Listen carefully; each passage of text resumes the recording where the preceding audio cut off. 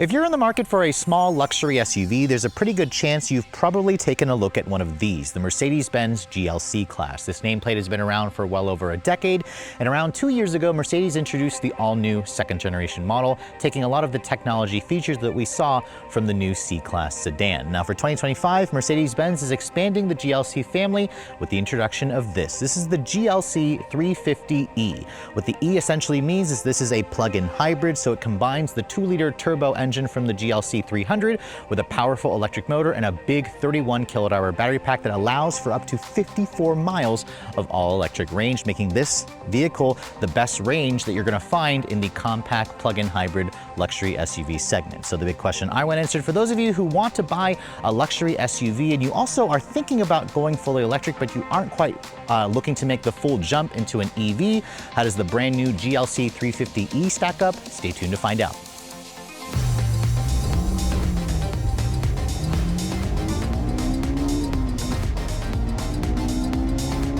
Now, before we start talking about the unique styling elements of the plug-in hybrid version of the GLC class, let me first go ahead and pop the hood and show you guys what's powering this thing, because of course that's the big story when you go for a GLE 350e, and this is where the car combines the company's signature 2-liter turbo with a powerful electric motor. Now, as you can see underneath the very tidy looking hood, you're going to find a longitudinally mounted 2-liter gasoline direct injection turbocharged 4-cylinder with, again, a powerful electric motor that is sandwiched between the engine and the 9-speed automatic transmission. Now, of course, this being a plug-in hybrid means it has a big battery pack. 31.2 kilowatt hours, around 23.3 is usable, which allows for up to 54 miles of all-electric range. Now, of course, the power output figures also aren't too shabby, up to 313 horsepower combined and a whopping 406 pound-feet of torque. That's actually more torque versus the AMG version of the GLC called the GLC 43. The gas engine on its own delivers 201 horsepower. The electric motor on its own delivers around 134 horsepower. So keep that in mind when you drive it in pure EV power, it's going to be significantly slower. Now, Mercedes-Benz says this model is good for 0 to 60 in around 6.3 seconds. It has a top speed of around 130 miles an hour. Sadly, other models of the GLC class can tow up to 3,500 pounds, but this model here is not rated to tow, and that's probably because it's significantly heavier. With that big battery pack and the electric motor, this model as it sits weighs in at around 5,100 pounds, a whopping 800 pounds heavier versus a GLC 300 4MATIC, which is this powertrain without the electric motor and the big battery pack. But let's go ahead and close up the hood here and talk about the exterior styling. Now, this particular generation of GLC is now in its second generation, of course, and it's technically the third generation if you include the GLK class, which this model essentially replaced. And I have to say, the lines are very soft. They're very conservative. They're also not quite as standoutish as the original GLK model. I still haven't quite warmed up to the styling of this vehicle, although the AMG models certainly help. My particular test car is painted in graphite gray. It's an extra $750, and when the sun hits it, it has a beautiful metallic fleck to it, which really shows off the lines of the vehicle. You can see, being a Mercedes, you have a big 3-pointed star on the hood and of course in the front grille. My test car for an extra $3,300 has the AMG body styling package, or it's $3,500, and this is the exclusive trim line, which is 1 notch below the Pinnacle. You can tell it's the exclusive because the Pinnacle will include their updated or upgraded digital light full LEDs. These are the LED headlights, which are the reflector style as opposed to the projector style, which they definitely look a little cheap when you guys don't go for the full LED headlights, although these are technically an LED low and high beam, LED turn signal, and LED daytime running lights. Now you can see the AMG body style package adds a more aggressive front fascia with some functional air intake openings. You also can see the stars are actually in the grille itself and in the lower grille as well. You have integrated parking sensors, a full 360 camera, which comes with the driver assistance package that my test car has. And overall, it certainly is still a relatively handsome looking SUV. It just sometimes fades into the background. But if you guys like the current Mercedes design language, it basically just looks like a raised up version of the C-Class. Now, moving around the side profile, the GLC got a little bit larger this year with its 113.7-inch wheelbase and a 185.7-inch overall length. This is around 2 inches longer than the old GLC class. It's also around 1 inch wider, but around 74.5 inches wide. This is not the widest vehicle in the segment, but overall, it certainly is nicely proportioned. Again, this is a compact luxury SUV. Now, looking at the wheels, for an extra, I believe, $1,000, my test car has a 20-inch AMG style wheel. You can see it has almost like an aerodynamic spoke to it, but it's the classic double 5-spoke design. The wheels themselves are actually staggered. So you have a 255 by 45 R20. This is a Continental Summer Performance tire, which is a no-charge option. The rears, if you can believe it, are actually fatter, a 285 width tire. So those tires are almost as fat as the tires that are on the AMG version of the car. You have a 13.8-inch cross-drilled rotor at the front. It's a slightly smaller 13-inch rotor at the back, 4-piston Mercedes-Benz branded caliper. And then the GLC comes with a 4-wheel independent suspension, although on the plug-in hybrid model, the company does add a rear air suspension. That's mostly to deal with the heavy battery pack that's underneath the floor of the cargo area. You can see with the AMG body style package, you also get a full paint finish along the wheel arch trim. The side skirt, however, remains unpainted. And then you can see the mirrors are also black accented. My test car has the AMG night package for an extra $200 and the power red leather interior. You can see the panoramic sunroof is still an extra $1,500 if you can believe it. It's a little expensive. It should just be included, especially at this price point. The AMG night package blacks out a lot of the chrome along the window trim. And then as you can see backing away from the vehicle, it's definitely not a boxy proportion, but it's also instantly recognizable as a Mercedes-Benz with their current design language. You can see this little door here, if you open it, reveals the charge port. That's how you're going to know this is a plug-in hybrid model. That's one of the clues you're going to find. You can see if I open that up, it has the J1772 combo, and it also has the CCS plug, because you can actually DC fast charge this vehicle. Mercedes says on a level 3, it'll accept up to 60 kilowatts, so you can go from 10 to 80% in about 30 minutes. Or most people are probably just going to plug it into your home. It has an 11 kilowatt onboard charger. It'll take about 3 hours to charge this vehicle from empty to full on a level 2. Don't do yourself a favor, or do other people a favor, and don't plug this into a level 3. It just seems pointless. A level 2 for 3 hours is going to suffice to give you around 54 miles of all electric range. Now, looking at the rest of the design, you can see the design definitely reminds me a lot of the new S-Class or the new C-Class with the look of those taillights. There's a very subtle GLC 350e badge here. Again, it goes to a 350 because it has more power, so Mercedes says it's going to be higher up in the hierarchy. The taillights are full LEDs, including an LED turn signal, reverse lights, brake and taillights, of course. The rear bumper with the AMG body style package has these rectangular chrome exhaust tips, although if you look a little closer, those are actually fake. They aren't connected to anything. The real exhaust actually sticks underneath the bumper, so that's a little annoying how it's a fake exhaust piece, but it also will prevent it from getting too dirty. The spoiler, as you can see, is nicely integrated. Third brake light, of course. You can get a more pronounced spoiler as an option. The rear wiper sits in the middle, as you can see. And then this vehicle does have a backup camera, parking sensors, but no digital camera rearview mirror. The Germans tend to not offer that feature. Now, looking at the cargo space, as you can see, the battery pack does line, basically, it's underneath the cargo floor here. That's where it sits, so which means you do still have some storage right here, but this doesn't open up anymore. So you lose all the underfloor storage there. You also lose the spare tire, obviously, and the cargo floor is raised up ever so slightly. Now, Mercedes didn't actually have the cargo figures of the plug-in hybrid model. The regular GLC has around 22 cubic feet of storage space, which expands to 56 cubic feet. I'd probably say this drops to under 20 cubic feet if I had to guess. That raised floor definitely eats into the space, and you lose the space underneath the cargo floor as well. You can see this is the mobile charger that the car comes with, and you also have a little storage compartment there to the side. If you want to fold down the seats, you can do so by just pushing on that, and then sadly it looks like you actually have to push the seat forward again, although for some reason, there we go. When you fold it down, it does create not a flat floor. There's a little bit of a hump there. And again, like I said, I believe 56 cubic feet is the max cargo amount, but it could be less because the battery pack lives underneath that cargo floor and it raises it up. Now, moving on to the interior of this 2025 GLC 350e. Before we get inside, however, let me show you guys the key fob. As you can see, this is the latest key fob from Mercedes-Benz. It's their intelligent access key. It's a very heavy feeling key that feels pretty high quality, but it's also a rather large key fob. You can see there's buttons here on the front that are the usual buttons for lock, unlock, power liftgate, and then there's also a panic feature here. If you have access to the Mercedes Me app, you can access the vehicle, of course, remotely from your smartphone.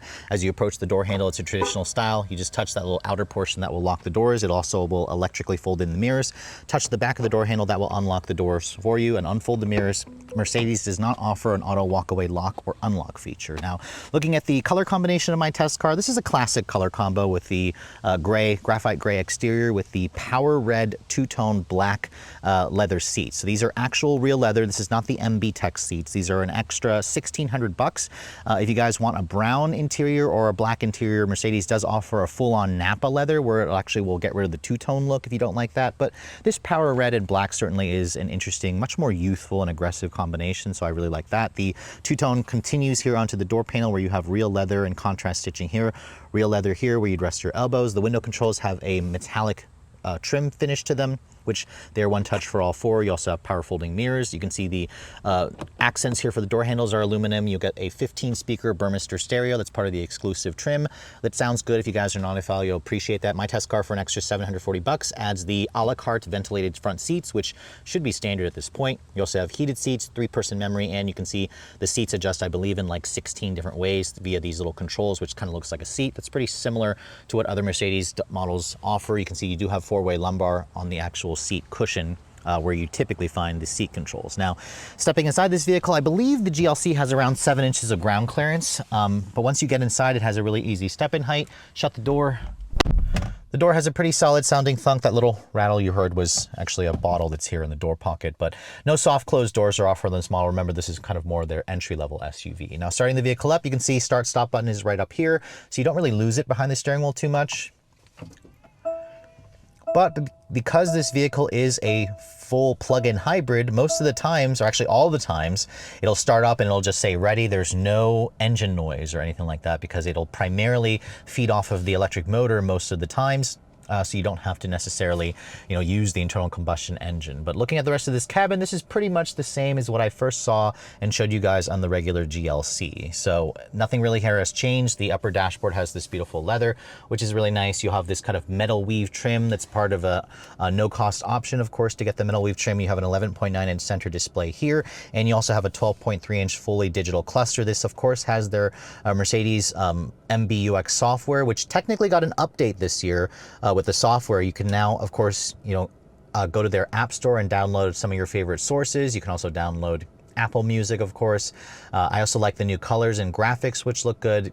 And the system itself is quick and snappy. It's very responsive. I'm actually surprised because Mercedes does offer the option to download Apple Music, but it also still has wireless Apple CarPlay and Android Auto, so kind of keep that in mind. No massaging seats on this model, but you do have their automatic seat positioning and you have their seat kinetics, which I really like that feature a lot because it moves the seat around while you're driving to keep you from feeling fatigued on longer drives. The ambient lighting in this car is also very intricate. You can adjust it from a multicolor or a monotone effect. It also has different brightnesses and effects, which are really cool. And then you can see everything else here is pretty easy. There's also a dedicated hybrid mode here that shows you, of course, the state of charge that you're at. You can also tell it if you want to DC fast charge it. It shows you your energy flow, vehicle information, engine, of course, how much power it's producing. So this is kind of unique to the plug-in hybrid model, but I really like how Mercedes didn't go with their big, like ultra wide display, their hyper screen or super screen. This to me is the more traditional setup, and the software behind it has gotten so much better. I also love how the metal weave trim gets rid of the piano black that you get over here.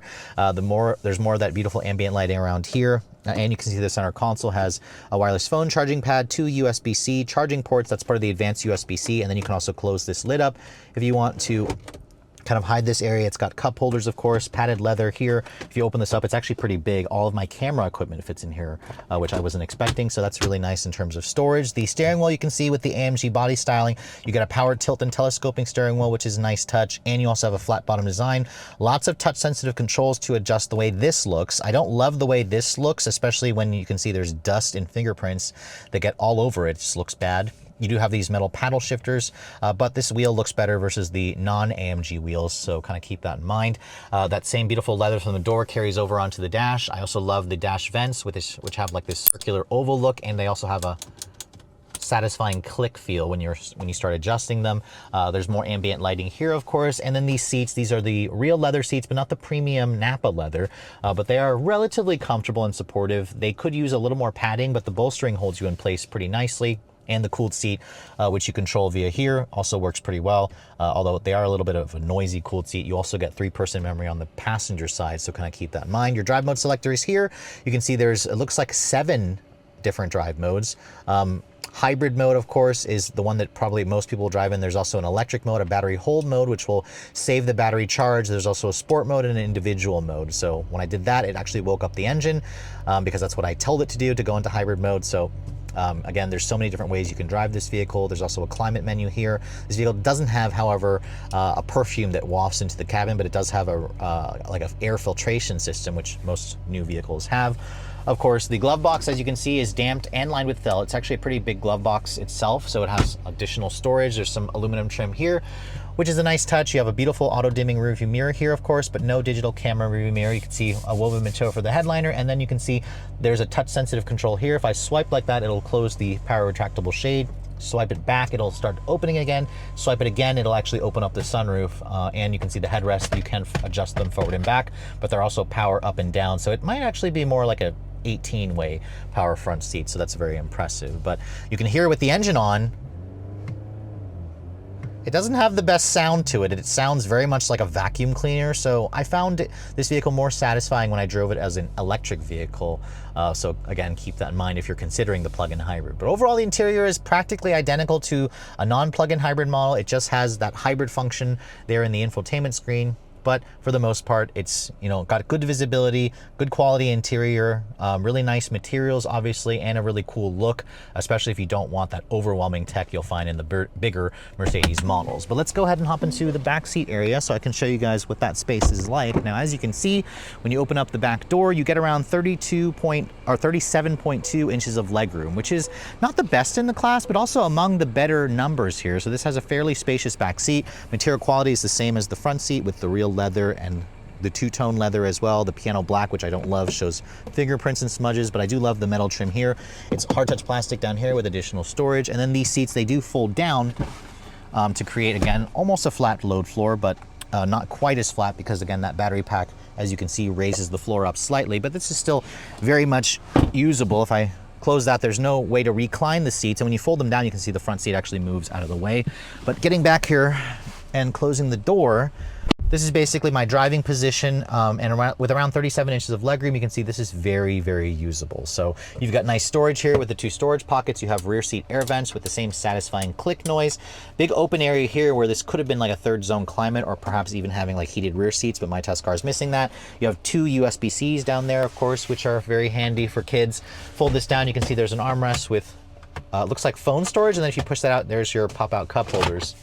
And you also have pretty soft and comfortable head restraints as well, which is nice. There's decent thigh support. I can get back here and cross my legs, so this is good for average size to slightly taller adults. And then in terms of the headroom space, you can see even with the sunroof, I have like a solid 3 inches of additional clearance. So at 5'7", this is the perfect size back seat.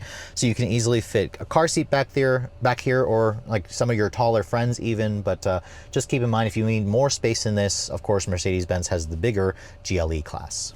So the GLC class is the second best-selling model in the Mercedes lineup, and now that we're driving a new variant, the 350e, let's go ahead and talk about what Mercedes is offering here by going with the plug-in hybrid powertrain. But because, as you guys know, most people, when they buy a GLC class, they're just buying the 300, which has the same powertrain as this, a 2-liter turbocharged direct injection 4-cylinder. However, the engine has been detuned. I think it's because it runs on the Atkinson cycle to deliver 201 horsepower on its own, but then you get an extra 134 from the electric motor componentry. But at the same time, this is 5,100 pounds, so 800 pounds heavier is significant, which is why Mercedes-Benz claims the 0 to 60 time is 6.3 seconds. It's technically a smidge slower versus the non-plug-in hybrid version of the car, which is shocking. But again, when you add that much weight, that much complexity, it's going to slow down the performance of the car.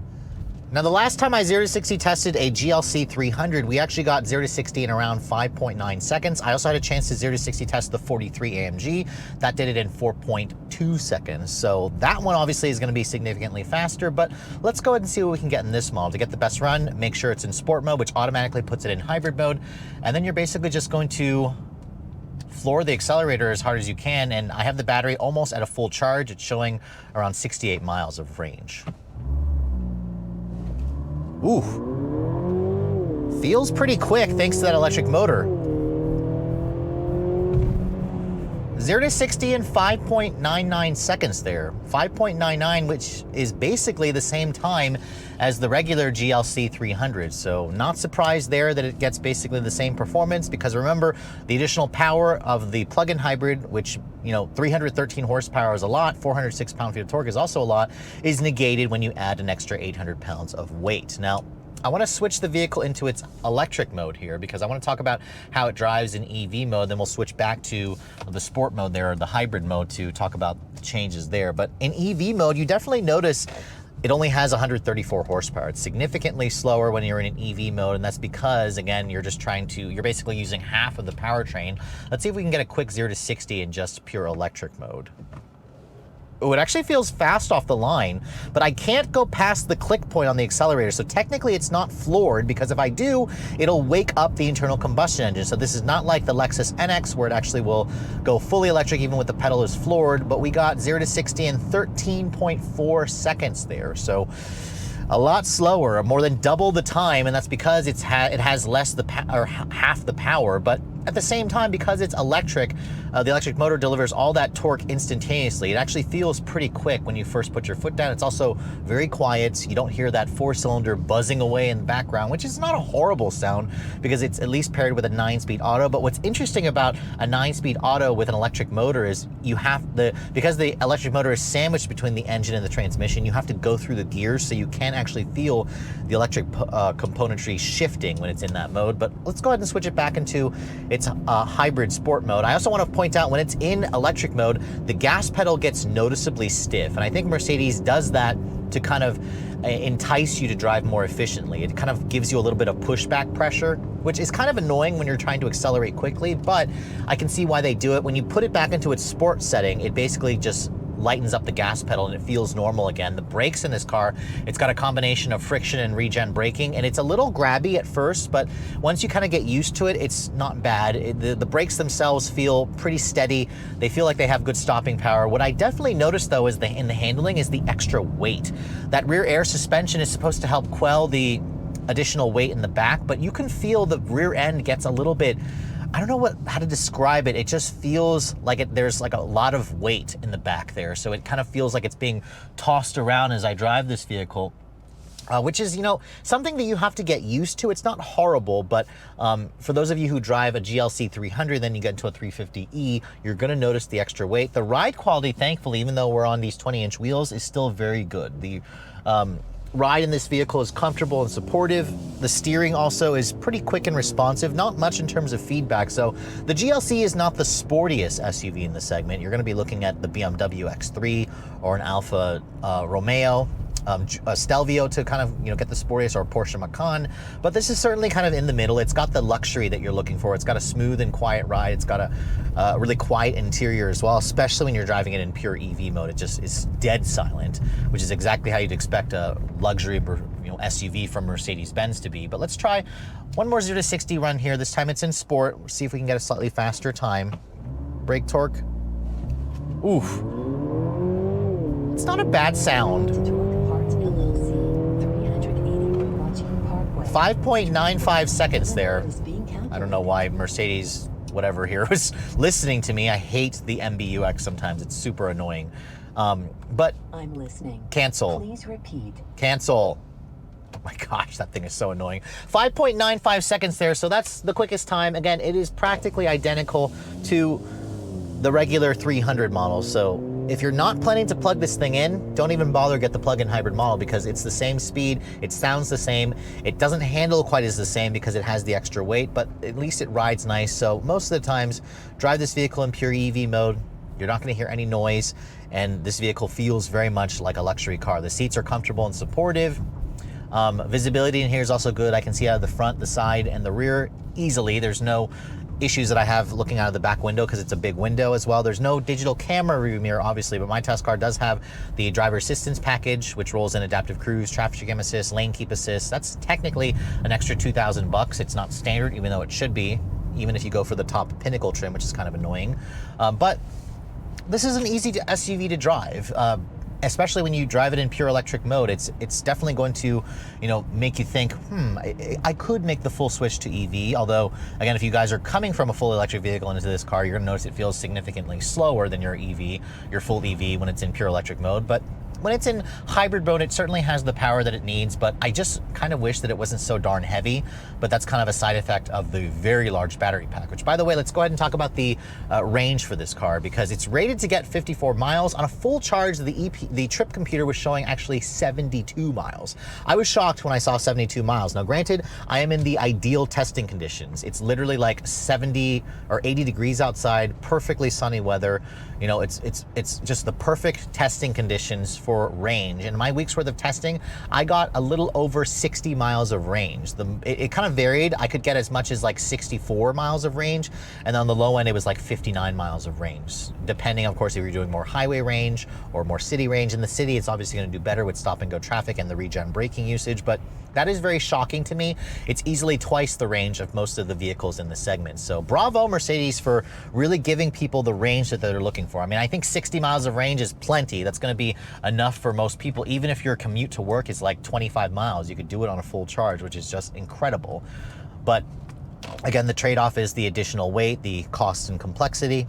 And at that point, you know, if you got this big old battery pack, why don't you just make the switch to the full EV? But, you know, when the vehicle is low on energy, or when you use up the battery pack, the EPA says you'll get around 25 mpg combined. In my week's worth of testing, when it was completely depleted, I got around 26 mpg, which is not great. When you have it charged up, however, and you have it in hybrid mode, the trip computer was showing around 37 miles to the gallon. So that number is not really accurate in my opinion, because you're constantly using a combination of the engine and the electric motors, which is going to inflate the EPA or the gas mileage rating. That's where that silly MPGE rating comes in, but electric motors are measured in kilowatts, not in MPGE. That's a gas thing. Now, with its very small 13-gallon fuel tank, you're looking at around just 320-ish miles of range, although the trip computer was showing around 390 when they first dropped this vehicle off.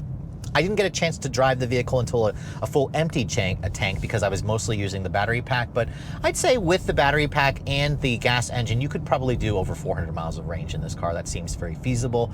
So again, it's definitely the efficiency king in the segment, and you know, the electric only range is very impressive. But remember, you really need to keep this vehicle plugged in if you want to get the maximum usage out of it. In pure EV mode, I find this vehicle to be pretty satisfying to drive with its instantaneous torque. But again, unlike like a Lexus NX, if you put your foot down all the way, the gas engine wakes up. But I think for most of you, if you drive it in just hybrid mode, it's going to feel very much like a traditional GLC 300. Just feels like it has a little extra fat in the back end.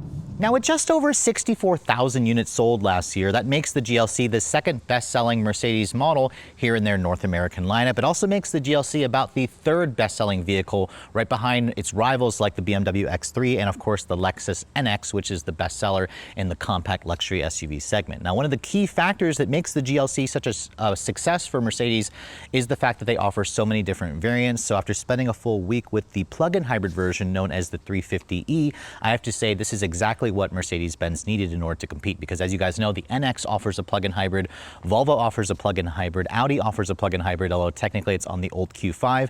But this model here, with its up to 54 miles of all-electric range, and we easily got around 60 miles, gives it the best all-electric range you're going to find in the segment. And that's really a great thing for those of you who are interested in kind of dipping your toes into the EV space, but you aren't quite ready to make the full leap into an all-electric vehicle just yet, because you can easily do a few days worth of your work commute without even having to plug it in. But again, most people are just going to plug this in either at work or at home. But really, I will advise you, to get the actual usage out of this model, you need to actually plug it in to utilize the all-electric range, because if you don't, you're essentially carrying around an extra 800 pounds of weight, because this car, as you guys saw, is not really any quicker than the base GLC 300. It's also not really any more fuel efficient unless you plug it in. So again, if you're going to buy the plug-in hybrid model, make sure you commit to that. And that's basically what I would give you, what I would advise you if you're also considering the Volvo XC60 plug-in hybrid, and of course the Lexus NX plug-in hybrid, which the NX for me was always the top model. This vehicle here certainly offers more range than the Lexus, but I also find the all-electric mode to not be quite as refined. It won't allow you to drive on pure electricity alone,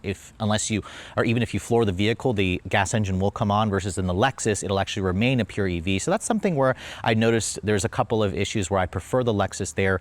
The 9-speed auto is a smooth transmission, but I do believe an eCVT is a better partner for a hybrid drivetrain like this. But overall, it offers basically the same drive drive experience as the GLC 300, but as long as you're planning to plug it in, it's going to offer you, of course, that additional benefit. And with its additional suspension upgrades that they made, the ride quality remains comfortable. It's a quiet, refined vehicle. The tech is basically good, and then space is on the average side. Now, of course, if you're interested in buying the plug-in hybrid model, it is going to cost you a pretty penny, about $8,600 more versus a comparable GLC 300 4MATIC. So keep that in mind as well. You're going to have to spend around $59,000 for the base version of this car. Of course, my test car here, it's a Mercedes. It has a ton of options on it. Basically, when you factor in all those options like the exclusive package, the AMG Sport body style, the upgraded wheels, the upgraded interior, you're looking at an as-tested price of around $74,000. So 74 grand definitely makes this pretty expensive. You could save around $10,000 less by going with an NX 450h Plus, which I might consider doing so unless you really want the additional electric-only range and you also want the benefit of just saying you drive a Mercedes. But again, there's so many choices in this segment, it's really hard to choose. But if you're interested in the GLC, the plug-in hybrid model is worth a look as long as you plan to constantly plug this vehicle in. But with all that said, hope you guys have enjoyed my full overview on the brand new 2025 Mercedes-Benz GLC 350e. If you're also looking to see the latest cars I'm testing, be sure to follow me on Instagram at Redline_reviews. Like us on Facebook, and as always, guys, please keep subscribing to the Redline Reviews YouTube channel for all the latest reviews. Thank you so much for watching. I'll catch you all in the next video.